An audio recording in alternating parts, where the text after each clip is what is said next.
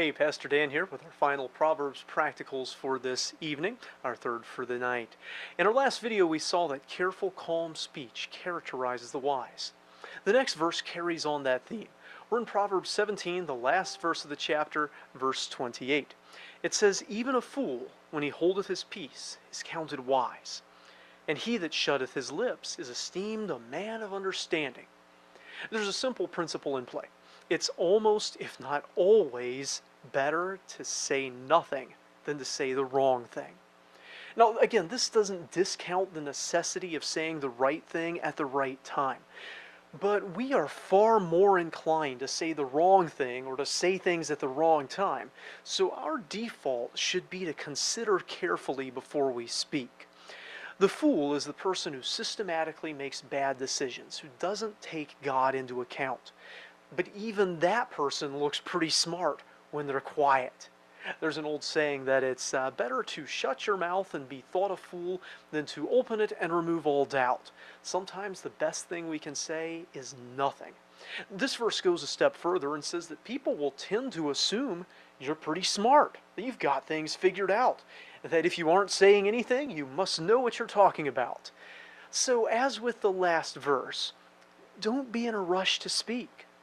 When you do have the right thing to say at the right time, sure, say it. A word fitly spoken is as apples of gold and pictures of silver, and the right word at the right time is not only beautiful, it's healing and powerful. So don't be afraid to speak. It's not timidity that stops the wise person from speaking. It's caution and carefulness and wisdom. Be too wise to speak, just to say something. To speak when you don't really know what you're talking about.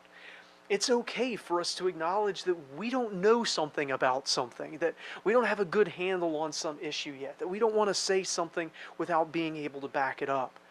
Far better to not speak than to say something wrong and be made a mockery for it, or to say something inaccurate and to lose our credibility, to say something misleading and draw others into trouble through it.